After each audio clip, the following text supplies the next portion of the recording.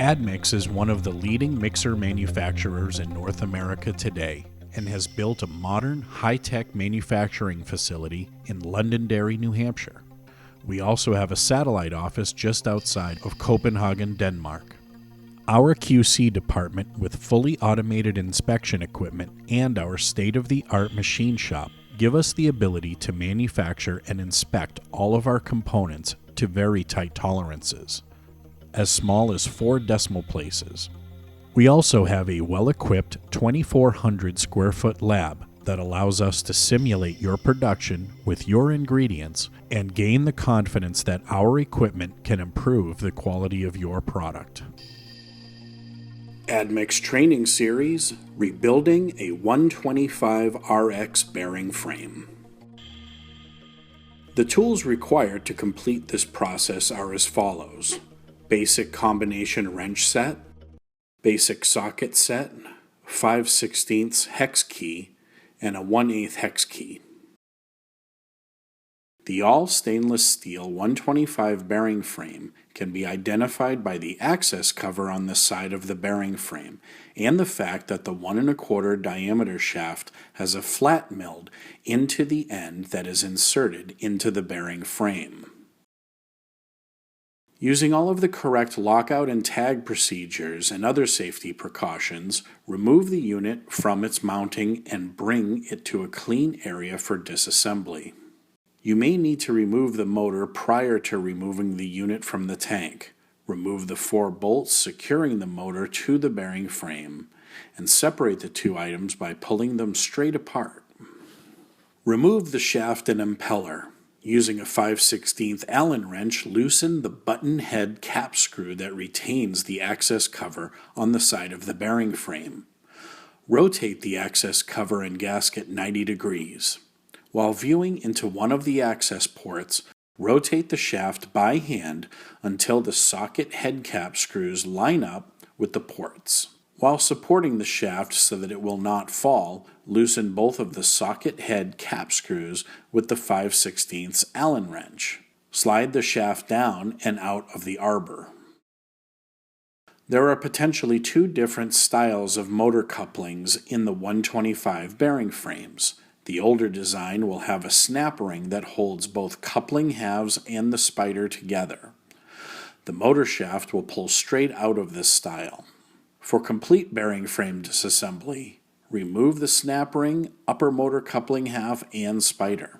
On the newer design, the motor coupling half will be mounted to the motor shaft with the set screws and will come out of the assembly when the motor is removed.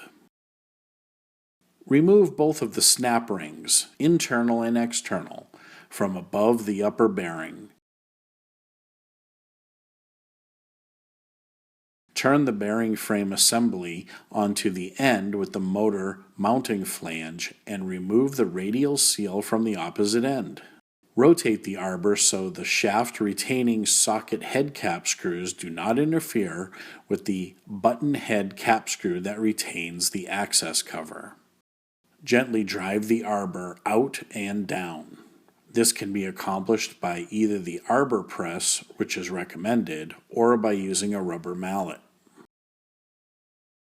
Remove the upper bearing from the arbor. Turn the bearing frame over and remove the lower internal retaining ring. The lower bearing can now be pressed out of the bearing frame.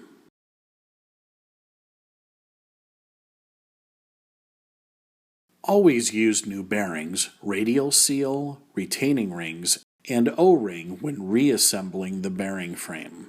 Clean and inspect all components in preparation for the reassembly process. The bearing bore inside diameter in the housing should measure no more than the exact same size as the bearing outside diameter, which can be up to 1/2 of a thousandth, 0.0005 inches smaller than the bearing outside diameter. We call this fit line to line to a 1/2 thousandth tight. The same fit is also required between the inside diameter of the upper bearing and the outside diameter of the drive shaft and arbor. The fourth bearing fit the inside diameter of the lower bearing to the outside diameter of the drive shaft should be line to line to a 1/2,000th loose, as this bearing fit is known as the floater. Reassembly. Install the external retaining ring onto the lower groove of the drive arbor. Place a new bearing onto the drive arbor. Press the bearing down until it touches the snap ring. It is imperative that the inner and outer race of the bearing be supported while being pressed on. Place a new bearing onto the lower flange of the frame so that it's level. Press the bearing down until it bottoms out. It is imperative that only the outer race be pressed when installing the bearing into the bearing frame. In order to press the arbor and upper bearing into the frame, you must support both the inner and outer bearing races of the lower bearing with a fixture. Install the arbor and upper bearing into the frame. Make sure the arbor is properly aligned with the inner race of the lower bearing. Be certain to press on both inner and outer races when pressing the arbor and upper bearing into the bearing frame. Install the internal snap ring in the bearing frame and the external snap ring on the arbor to hold the upper bearing and arbor in place.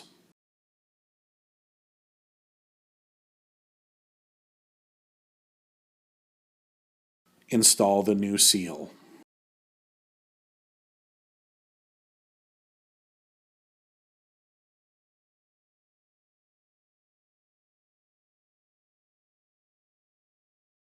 Installing the motor coupling. Trial fit motor coupling onto the shaft to confirm proper fit. Be sure that the key is seated all the way down into the keyway. The new style coupling half should be mounted 1 inch down the motor shaft. Tighten the set screw with a 1/8 hex key. Install the new coupling spider. Install O-ring on frame. Carefully mount the motor so that the motor coupling engages with the spider.